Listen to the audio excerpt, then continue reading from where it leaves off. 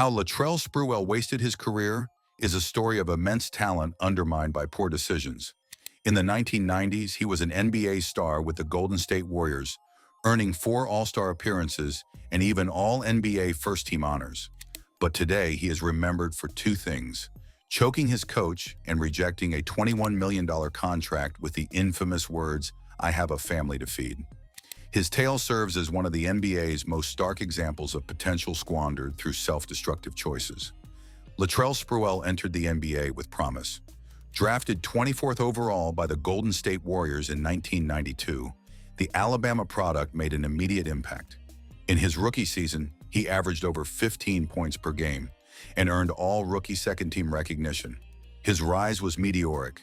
By his second year, Sprewell had become a genuine star, averaging 21 points, nearly 5 rebounds, and almost 5 assists per game while playing a grueling 43 minutes per contest. His performance earned him his first All-Star selection, a spot on the All-NBA first team, and recognition on the All-Defensive second team. The accolades continued to pile up. Sprewell made the All-Star team again in 1995, averaging over 20 points per game. After another solid season in 1996, the Warriors rewarded their star with a lucrative 4-year, $32 million contract extension. Sprewell responded with his best scoring season yet in 1997, pouring in a career-high 24 points per game and making his 3rd All-Star team. But beneath the surface of this ascending stardom, troubling signs of volatility were already present. During the 1994 to 1995 season, he openly fought with team management and coach Don Nelson over the trades of his friends Chris Webber and Billy Owens. This led to suspensions for skipping practices and team functions. More concerning were his physical confrontations with teammates. During his rookie season, Sprewell engaged in what was described as a wild, free-swinging brawl with teammate Byron Houston. In 1995, a practice fight erupted between Sprewell and teammate Jerome Kersey. After Kersey reportedly got the better of the exchange, Sprewell left practice only to return carrying a 2x4 wooden plank, seemingly intent on continuing the altercation before being restrained. Reports indicated he even threatened to return with a gun. Off the court, more red flags appeared. In September 1995, Sprewell was arrested on a warrant for driving with a suspended license. During this arrest, he allegedly threatened the police officer, saying, "You can be shot real easy, and people get shot out here." These early episodes revealed a pattern of confrontational behavior and a tendency toward escalation when challenged or angered. The warning signs were there, but the worst was yet to come. The date that changed everything was December 1st, 1997. The Warriors were struggling with a 1-13 record under first-year head coach PJ Carlesimo, known for his demanding coaching style. Means losing your nerve. In the case of Latrell Sprewell, it meant losing your cool and your job for choking your coach, PJ Carlesimo. Carlesimo and Sprewell had clashed before, with Sprewell calling the coach a joke and being benched for lateness and practice violations. During a practice session, Carlesimo criticized Sprewell's effort, telling him to put a little mustard on his passes. Sprewell, already frustrated, responded that he was not in the mood for criticism and told the coach to keep his distance. When Carlesimo ignored the warning and approached him, Sprewell snapped. What happened next shocked the sports world. Sprewell grabbed the 54-year-old Carlesimo by the throat, choking him for up to 15 seconds while dragging him backward. During the assault, Sprewell explicitly threatened to kill his coach. Teammates and assistant coaches intervened, pulling Sprewell away from the visibly shaken Carlesimo. Sprewell then left the practice court. But the incident was not over. Approximately 20 minutes later, after showering and changing clothes, Sprewell returned to the practice court. He again confronted Carlesimo, throwing punches and landing at least one blow near the coach's right cheek before being restrained once more. The aftermath was swift and severe. Carlesimo had visible red marks and scratches on his neck. The Warriors suspended Sprewell without pay for at least 10 games. As details emerged and public outrage grew, the Warriors took the unprecedented step of terminating his contract entirely just 2 days after the attack. This voided the remaining $23 to $25 million left on his contract. NBA Commissioner David Stern then levied his own punishment, a 1-year suspension, the longest non-drug-related suspension in NBA history at that time. Sprewell also lost his endorsement contract with Converse shoes. The NBA Players Association filed a grievance on Sprewell's behalf, challenging both the contract termination and the suspension length.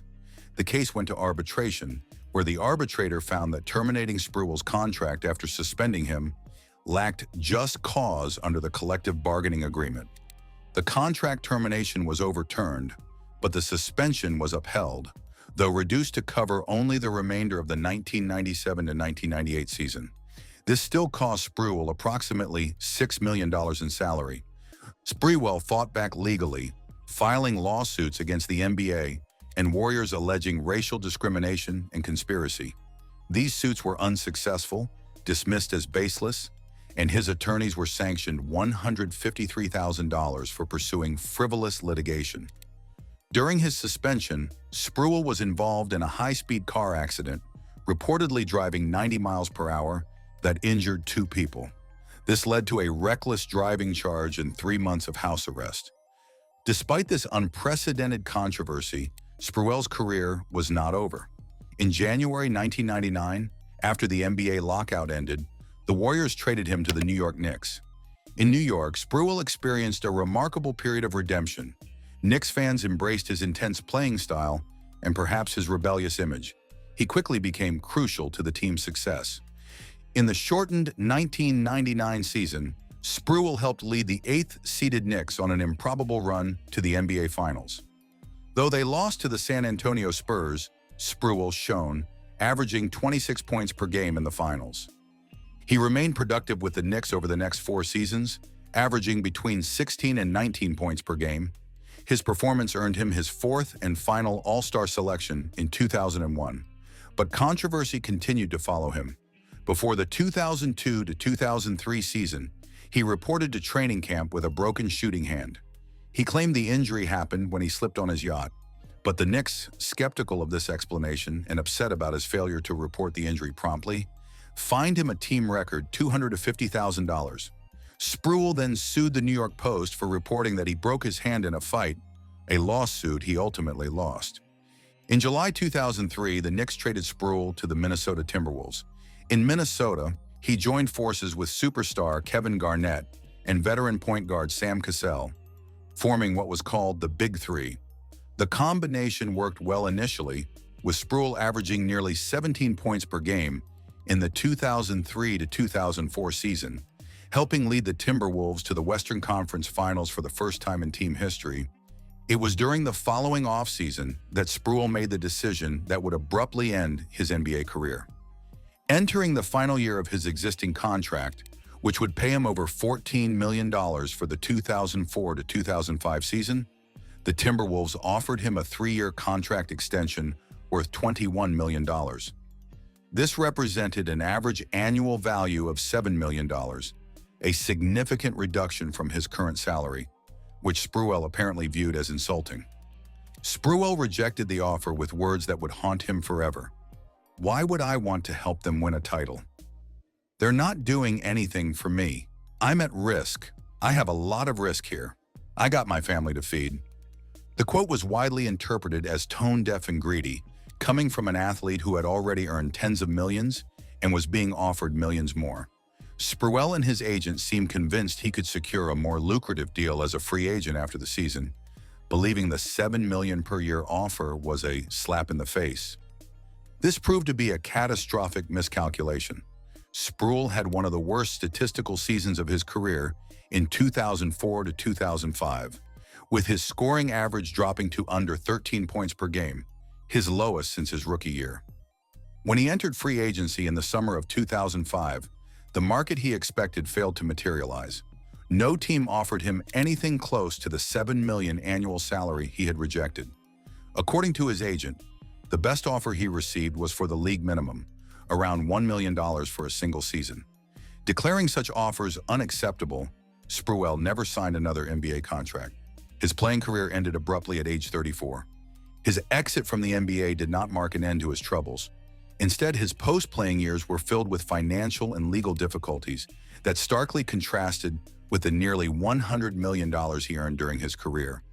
Reports estimated his total losses between $50 and $100 million.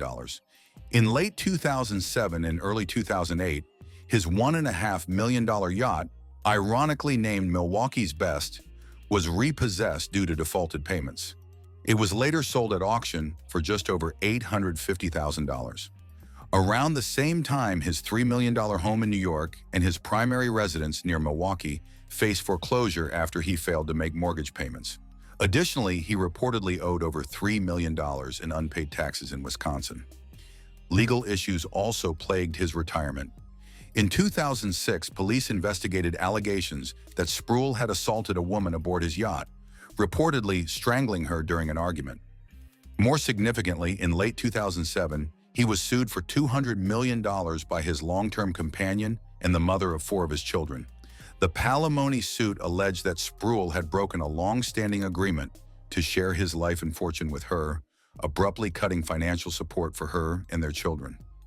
The suit detailed the lavish lifestyle Sprewell had previously provided, including joint bank accounts often holding over $100,000. In 2013, he was arrested for disorderly conduct following complaints about loud music from his home. The rejection of the $21 million contract extension, coupled with his inability to secure another significant deal, left him without the substantial income he had become accustomed to. This made it impossible to sustain his expensive lifestyle, leading to the loss of his major assets. The family to feed quote became bitterly ironic when juxtaposed with allegations that he later cut off support to that same family. Throughout his career, public perception of Latrell Sprewell was largely shaped by media coverage that fluctuated dramatically. After the 1997 choking incident, he was widely vilified, labeled a thug and a pariah. When he joined the Knicks, the narrative shifted. Embraced by New York fans, he transformed into a complex anti-hero figure.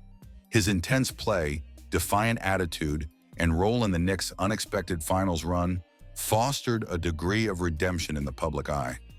This rebuilt image shattered instantly with the family to feed quote in 2004. The statement became a national punchline, cementing Sprewell's image as the epitome of the greedy, out-of-touch professional athlete. Any remaining goodwill evaporated, replaced by widespread mockery and disbelief. This quote arguably did more lasting damage to his public reputation than the choking incident itself, defining his persona long after his playing days ended. Interestingly, Sprewell himself seemed largely unaware of the media firestorm surrounding him. One reporter described approaching Sprewell during the height of the post-choking criticism and expecting a confrontation, only for Sprewell to casually put an arm around him and admit he had not even read the negative press. This apparent indifference might partially explain his repeated missteps. A lack of awareness or concern for how his actions and words would be perceived contributed to decisions that ultimately proved so damaging. Evaluating Latrell Sprewell's career requires acknowledging the significant success he did achieve. He was a 4-time NBA All-Star, an All-NBA First-Team selection, an All-Defensive Team member, and a player who earned nearly $100 million while leading teams to the NBA Finals and Conference Finals. By many measures, his was a successful, impactful NBA career. Yet the narrative of wasted potential persists, rooted not in a lack of accomplishment, but in the unrealized potential squandered through a series of self-inflicted wounds. The 1997 assault on his coach stands as the most egregious example. It cost him 68 games in his prime, millions in salary and endorsements, and permanently damaged his reputation. While he managed a comeback with the Knicks and Timberwolves, the shadow of that incident never fully disappeared. The second critical mistake was rejecting the $21 million contract extension from Minnesota. This decision, driven by pride and a gross misreading of his market value, prematurely ended his playing career and contributed significantly to his financial collapse. The infamous quote cemented a negative public image that overshadowed his achievements. These were not isolated incidents, but part of a pattern of volatility and poor judgment evident throughout his career. This suggests a recurring failure to manage impulses, learn from mistakes, or grasp the consequences of his actions. While labeling a career that included multiple All-Star appearances and nearly $100 million in earnings as completely wasted may be oversimplified, Latrell Sprewell's story undeniably represents squandered opportunity. His path was significantly altered not primarily by injury or declining skills, but by his own actions and decisions. The gap between what he achieved and what his talent suggested was possible remains immense. His legacy, unfortunately, is likely to be remembered less for his electrifying play and more for his chokehold, contract dispute, and the cautionary tale of talent undermined by poor choices.